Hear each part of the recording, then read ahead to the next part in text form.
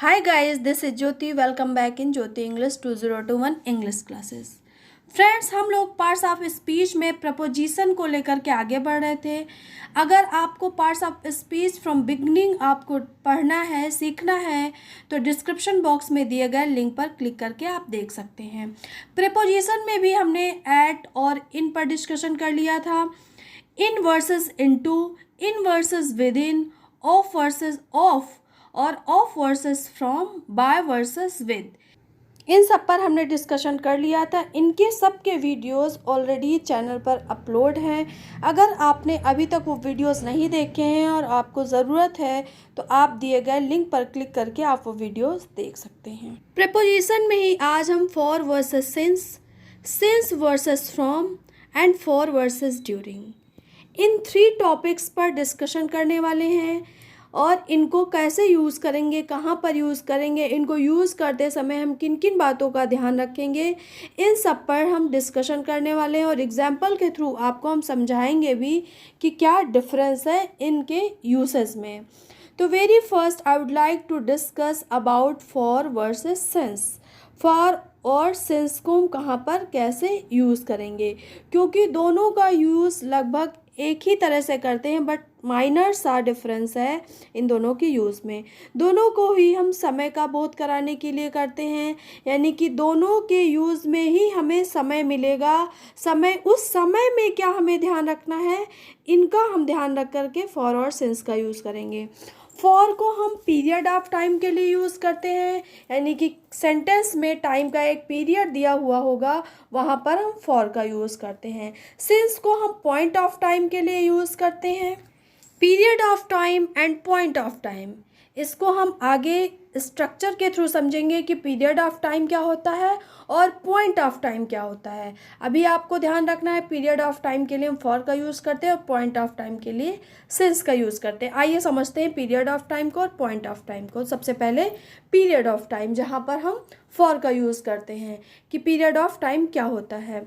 आपकी स्क्रीन पर एक स्ट्रक्चर है, आप इसको देखिए। सबसे पहले फॉर के बाद हम न्यूमरल एडजेक्टिव का यूज़ करते हैं। न्यूमरल एडजेक्टिव मीन्स 1 2 3 4, इसको हम न्यूमरल एडजेक्टिव बोलते हैं। न्यूमरल एडजेक्टिव को डिटेल में जानने के लिए दिए गए लिंक पर क्लिक करके आप वो भी वीडियोस देख सकते हैं। चैनल पर न्यूमरल एडजेक्टिव का एक पर्टिकुलर वीडियो है। उसके बाद minute, second, hours, days, month, year, अ लॉन्ग टाइम, ये आएगा। फॉर प्लस न्यूमरल एडजेक्टिव, इसके बाद minute, second, hours, days, month, year, अ लॉन्ग टाइम, इसको हम पीरियड ऑफ टाइम बोलते हैं। ये जो minute, second, hours, days, month, years, अ लॉन्ग टाइम, इसको हम पीरियड ऑफ टाइम बोलते हैं और इसी के साथ हम फॉर का यूज़ करते हैं। लेकिन पीरियड ऑफ टाइम और फॉर के बीच में एक न्यूमरल एडजेक्टिव का भी यूज़ करना है, ये हमें अपने दिमाग में रखना है। इसको ध्यान रखते हुए हमें फॉर का यूज़ करना है। पीरियड ऑफ टाइम के लिए फॉर का यूज़ करेंगे। पीरियड ऑफ टाइम होता क्या है, minute, second, hours, days, month, year, अ लॉन्ग टाइम, ये पीरियड ऑफ टाइम होता है। लेकिन इसके पहले न्यूमरल एडजेक्टिव ज़रूर होना चाहिए। आइए एग्जाम्पल के थ्रू समझते हैं। He has been reading for 2 hours, तो सबसे पहले हमें देखना है पीरियड ऑफ टाइम है सेंटेंस में या फिर पॉइंट ऑफ टाइम है। तो हम गए बिल्कुल लास्ट में जहाँ पर आवर्स लिखा हुआ है। आवर्स क्या है, हमारे पीरियड ऑफ टाइम के अंतर्गत आता है, तो इसका मतलब ये पीरियड ऑफ टाइम है। अब इसके पहले न्यूमरल एडजेक्टिव भी है, इसलिए हम यहाँ पर फॉर का ही यूज़ करेंगे। Mummy has been working for 6 month, इसमें भी मंथ आया है जो कि पीरियड ऑफ टाइम है और पीरियड ऑफ टाइम के साथ हम फॉर का यूज़ करते हैं। उसके बाद न्यूमरल एडजेक्टिव का यूज़ करते हैं जो कि दिया हुआ है फॉर 6 मंथ। अब आगे हम देख लेते हैं सिंस को। सिंस के साथ हम पॉइंट ऑफ टाइम का यूज़ करते हैं, या कह सकते हैं पॉइंट ऑफ टाइम के साथ हम सिंस का यूज़ करते हैं। अब पॉइंट ऑफ टाइम क्या होता है, वैसे ही हम एक स्ट्रक्चर के थ्रू इसको भी समझेंगे, जैसे वहाँ पर हमने पीरियड ऑफ टाइम को समझा था। तो ये रहा स्ट्रक्चर आपके स्क्रीन पर। सिंस प्लस ओ क्लॉक, या फिर name of the day, name of the month, name of the year, morning, evening, arrival, departure, long. यानी कि अगर सेंटेंस में ये सारे चीज़ें आती हैं, नेम ऑफ द डे है मंडे, संडे, ट्यूसडे, वेडनेसडे, या फिर नेम ऑफ द मंथ जनवरी, फरवरी, मार्च, अप्रैल मई जून जुलाई, ये कुछ भी है। नेम ऑफ द ईयर है, month, evening, arrival, departures, long, ये सारी चीज़ों में से कुछ भी एक चीज़ है तो हम उसके साथ उसके पहले सिंस का यूज़ करते हैं, क्योंकि ये पॉइंट ऑफ टाइम के अंतर्गत आते हैं। पॉइंट ऑफ टाइम के साथ हम सिंस का यूज़ करते हैं। एग्जाम्पल देख लीजिए, he has been reading since या फिर फॉर 8 o'clock। अब हमें देखना है कि इसमें पीरियड ऑफ टाइम है या फिर पॉइंट ऑफ टाइम है। ओ क्लॉक दिया हुआ है, it means point of time है, तो पॉइंट ऑफ टाइम है तो इसलिए हम सिंस का यूज़ करेंगे, फॉर का नहीं यूज़ करेंगे। I have been suffering from fevers for long since long. अब लॉन्ग पीरियड ऑफ टाइम के अंतर्गत आता है या फिर पॉइंट ऑफ टाइम के अंतर्गत आता है, तो पॉइंट ऑफ टाइम में लॉन्ग दिया हुआ है तो इसलिए हम इसके साथ सिंस का यूज़ करेंगे। I have been suffering from fever since for a long time. A long time है, a long time period of time है या फिर पॉइंट ऑफ टाइम है, ये तो पीरियड ऑफ टाइम है। जब पीरियड ऑफ टाइम होगा तो हम सिंस का ना यूज़ करके फॉर को यूज़ करते हैं। अब हम सिंस और फ्रॉम में डिफरेंसेस देख लेते हैं, इसके यूजेस को देख लेते हैं कि इनको यूज़ करते समय हमें किन बातों का ध्यान रखना है, क्योंकि मैंने बताया कि इन सब के यूज़ में बस माइनर सा डिफरेंस है, उसी को हमें ध्यान रखना है। दोनों का ही यूज़ हम पॉइंट ऑफ टाइम के लिए करते हैं। Point of time means o'clock, name of the day, name of the month, name of the year, morning, evening, arrival, departure, long, ये सारे पॉइंट ऑफ टाइम हैं। लेकिन सिंस का यूज़ हम पास्ट टाइम के भाव को व्यक्त करने के लिए करते हैं, यानी कि पुराने समय में जो घटना हो गई हो उसको हम व्यक्त करने के लिए सिंस का यूज़ करते हैं। एग्जाम्पल देखते हैं, I have been reading since morning.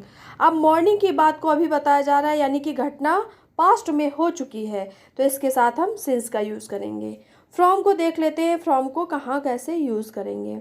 दो पॉइंट ऑफ टाइम के बीच का भाव को व्यक्त करने के लिए हम फ्रॉम का यूज़ करते हैं।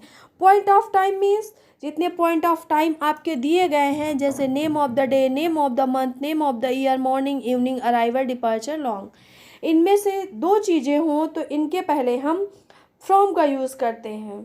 जैसे एग्जांपल देखते हैं, he was absent Monday to Friday, तो जो मंडे है फ्राइडे है, दोनों पॉइंट ऑफ टाइम है, तो इनको भाव व्यक्त करने के लिए हम इनके पहले हम फ्रॉम का यूज़ करेंगे, क्योंकि दो पॉइंट ऑफ टाइम के बीच का भाव व्यक्त करने के लिए हम फ्रॉम का यूज़ करते हैं। He will be absent Monday to Friday, अब दो पॉइंट ऑफ टाइम इसमें भी हैं तो हम यहाँ पर भी फ्रॉम को ही यूज़ करेंगे। रिमाइंडर दे देती हूँ एक बार कि सिंस और फ्रॉम दोनों को ही पॉइंट ऑफ टाइम के लिए यूज़ करते हैं, लेकिन पास्ट की घटना हो या हम कह सकते हैं कि जब एक पॉइंट ऑफ टाइम हो तो सिंस का यूज़ करेंगे, जब दो पॉइंट ऑफ टाइम हो तो उनके पहले हम फ्रॉम को यूज़ करेंगे। सिंपल वे में बस ऐसे ही इसको हम यूज़ करेंगे। पीरियड ऑफ टाइम के लिए फॉर का यूज़ करेंगे, पॉइंट ऑफ टाइम के लिए एक होगा तो सिंस का, और दो पॉइंट ऑफ टाइम होंगे तो हम फ्रॉम का यूज़ करेंगे। फॉर और ड्यूरिंग के यूसेस में डिफरेंसेस देख लेते हैं कि इनके यूज़ करते समय हम किन बातों का ध्यान रखेंगे और कैसे इनको हम यूज़ करेंगे। दोनों को ही, जैसे सिंस और फ्रॉम को हम पॉइंट ऑफ टाइम के लिए करते हैं, वैसे ही फॉर और ड्यूरिंग को हम पीरियड ऑफ टाइम के लिए यूज़ करते हैं। फिर भी दोनों के यूज़ में डिफरेंस है, अंतर है, देख लेते हैं। फॉर को कहाँ पर यूज़ करते हैं, सबसे पहले फॉर के साथ पीरियड ऑफ टाइम अनिश्चित रहता है, मीन्स दिया गया टाइम अनिश्चित होगा। जैसे कोई काम हो रहा है तो 3 घंटे से, 4 घंटे से, 5 घंटे से, एक निश्चित समय नहीं दिया होगा सेंटेंस में, तब हम फॉर का यूज़ करेंगे।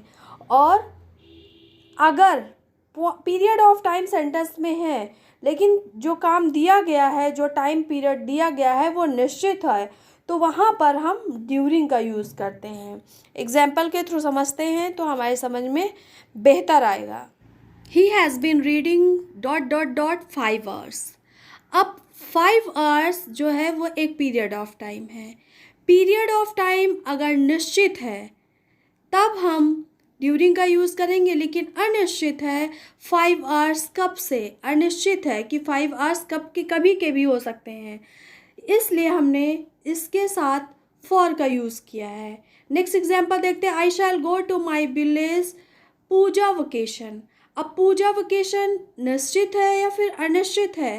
पूजा वेकेशन एक निश्चित है कि एक वेकेशन हुई है पूजा की, वो एक निश्चित पीरियड ऑफ टाइम है, तो इसके साथ हम ड्यूरिंग का यूज़ करेंगे, ना कि फॉर का यूज़ करेंगे, क्योंकि फॉर का यूज़ अनिश्चित पीरियड ऑफ टाइम के लिए होता है, लेकिन इस सेंटेंस में निश्चित पीरियड ऑफ टाइम है, इसलिए इसके साथ हम ड्यूरिंग का यूज़ करेंगे। बस इतना सा डिफरेंस है यूज़ में, किसके, फॉर और ड्यूरिंग के। छोटा सा डिफरेंस, इसे हमें ध्यान रखना है कि पीरियड ऑफ टाइम अगर निश्चित दिया है तब हम ड्यूरिंग का यूज़ करेंगे, वही पीरियड ऑफ टाइम अगर अनिश्चित दिया है तब हम उसके साथ फॉर का यूज़ करेंगे।